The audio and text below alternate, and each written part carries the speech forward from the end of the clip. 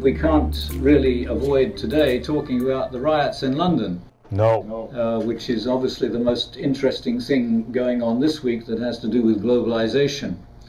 And it's much more complex than people give, than it's usually claimed to be, I think. Of course, if you make it sound very complex, then the politicians don't know what they should do about it, and it has to be reduced to something simple in order to for them to be able to develop a policy to deal with it. So that's part of the problem, and it will take a while before we can look back on it objectively and analytically and just try to work out really what's going on. But since we're not politicians, maybe we can start doing that today. I'm particularly interested in the global context of what's going on in London. And there have been a number of things on the web that have mentioned other riots in England over the last couple of decades. And of course there have been other riots in England this year that resulted from the recent budget cuts. And then of course the riots in Paris and of course the Arab Spring. And it's easy to put a name on all these and reduce them to something simple, but the simplicity is deceptive because, well, what was interesting about the reporting to begin with, which annoyed a lot of people because it smacked of political correctness, was that there was a racial angle to it. Yes. And everybody was very careful to keep that out of the reporting. But gradually it's come back in, but it's also become very clear that it's a wide variety of people who are getting involved in these riots, not only people from very different ethnic and cultural backgrounds, but also many local English youths and people of different ages. From, I think the youngest I've seen reported was 11 years old, and the oldest was in his 30s, I believe. Would you? Or maybe you've seen more. Well, I've seen that same heterogeneous composition of the offenders, as Prime Minister Cameron has most generously categorized them. I'm just wondering, is there a common denominator to each one of these groups that are involved that you can identify? I guess obviously a feeling of inequality, a feeling of alienation. Well, I began by attributing it all to the same sorts of problems that we know have been behind rioting in other countries, and that is not just poverty, but social exclusion, and the feeling that the really interesting things that are going on in society were inaccessible. So poverty doesn't really mean what it used to mean, because nobody is going to die of starvation, but opportunities are restricted.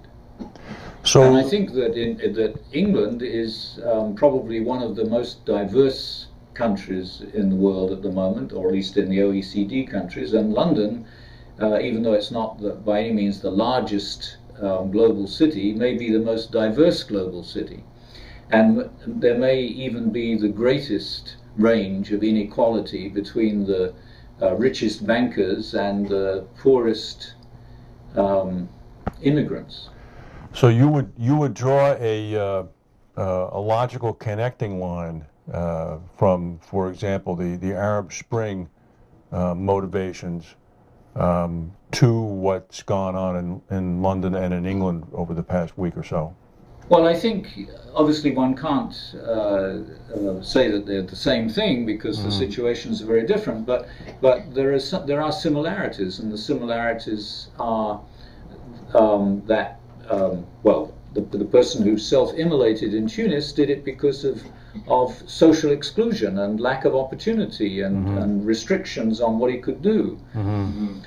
We immediately said, they want democracy and they want their rights, but I think that in fact that we're putting our names on what they're really doing, and many of the people that are rioting in other countries don't have democracy on their minds. They want more opportunities. And excuse me, but I mean, obviously the increase in opportunities would be a common point of the rioters in the UK. Yeah. Okay. So but that doesn't account for everybody, because the 11-year-old boy, I don't think, was joining in on this because he needed more opportunities. He just saw an opportunity to have a good time and went out and took advantage of it. And the same with the 19-year-old young woman whose father is a millionaire, who used her car to load a lot of stuff, electronic stuff, from a department store. Well, so there was a lot of different things going on. Well, certainly many valid revolutions have occurred because of mass uprisings of people seeing increased need for opportunity. And I guess I'm just wondering, is not at all to equate what's been going on in London with a revolution, but how much of what occurred in a thoroughly westernized society, where you have freedom of the press, you have freedom of expression, you have all of the typical Western freedoms that we associate with a country like Britain or the United States, how much of that do you think was almost overcome by social media, by the internet, by Twitter, by the Facebook acceleration effect? I mean, we keep talking about globalization and how the velocity keeps picking up. It would seem that on the one hand, you can look at the countries in Northern Africa and you can say, well, the seeds of oppression and inequality are very firmly planted there, and people are looking for a match. But on the other hand, in the United Kingdom, for example, the whole apparatus of communication and word of mouth and contact and velocity is just lying there like kindling wood, ready to be struck. And this is, I think, why it moves so quickly. Well, it's interesting to see that when a riot starts, there's a spark. And the spark often has very little to do with what happens later. And in this case, if what I've read is correct, the spark was the shooting of a man called Mark Duggan, who had got into trouble with the police. And there's not been much discussion about whether that shooting was actually justified, but anyway, there was a reaction against it by the community that went on a peaceful march. And then there were a lot of people who saw the peaceful march as an opportunity to start something different. And then the possibility of starting violent rioting spread. So the peaceful march was the spark that made it seem feasible to a lot of people suddenly to take off and do all these things. And I think that what's going on is that the society, so much has changed in the way the society works, that we really don't know when to expect this sort of thing or how to react to it when it happens. Cameron has talked about excluding these people from the internet. Yes. Which is good luck very with that. interesting. I said, good luck with that. Well, the Chinese managed to do it, and the Iranians have managed to do it. So maybe he could do it, but he also raised the question of whether that would be the right thing to do, and just how, in fact, it would be done. But it's very interesting that it's recognized that the type of interaction that the internet makes possible, which with Twitter is now much easier than it was before Twitter, for example. So even that is changing all the time. It's not just the internet being what it is. It's that the internet is a vehicle for doing all sorts of things and for doing more and more intensive things all the time. That made it impossible for the police to manage what was going on.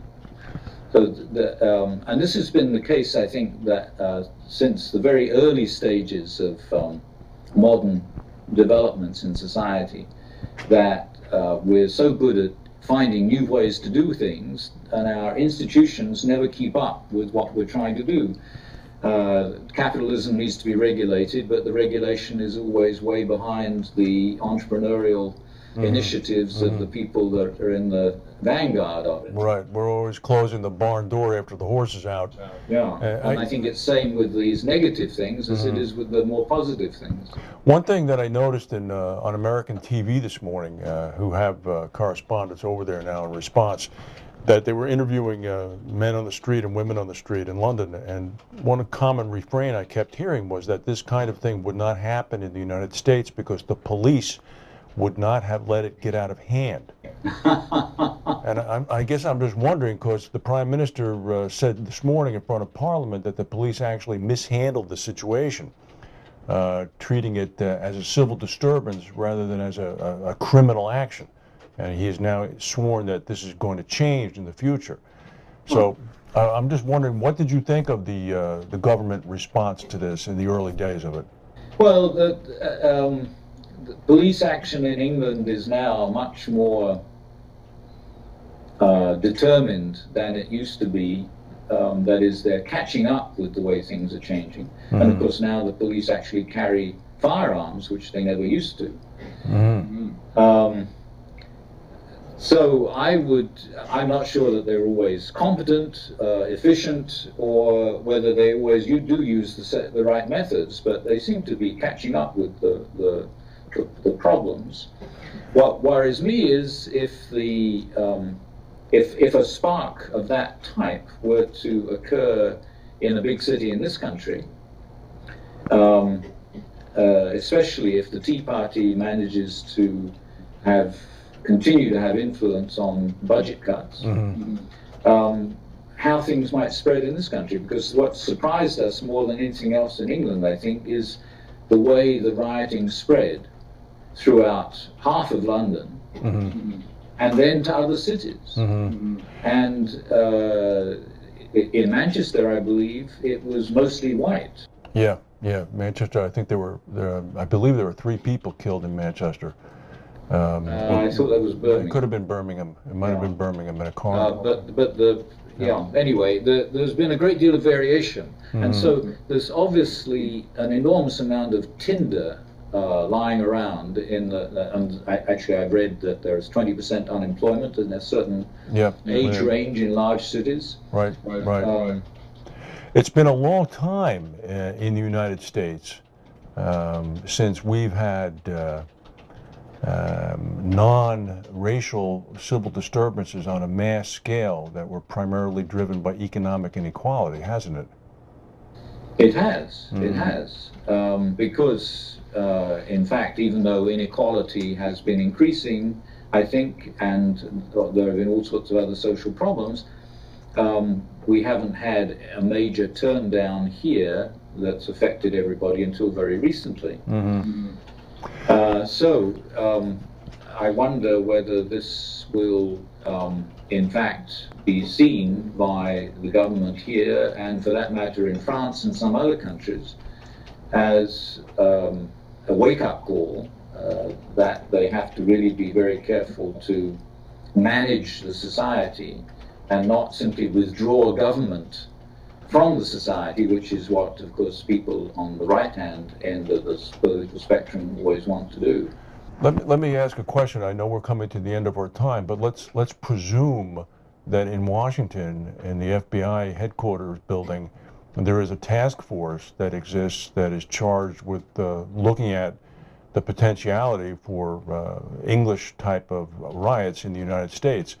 When you talk about managing the society in the face of this, given the fact that we're talking about probably a very truncated time frame here, what would be the 1 or 2 or 3 things that could logically even be attempted by such a group right now to thwart this? Well, I understand that a lot of social services have been terminated in England relatively recently because of Osborne's budget cuts. Centres that were opened to help people find work, suggest things that they should do to improve their situation, all sorts of very visible assist items shut down. Yes, yes. And I think that's what we need in order to make people feel that they have something to turn to instead of being left out. At least to and ensure that would reduce the tinder. Right, to ensure that they're not closed or shut down. Yeah. Boy, things could get very tense, couldn't they? Yeah. Okay. Well, thank you for your time, Professor.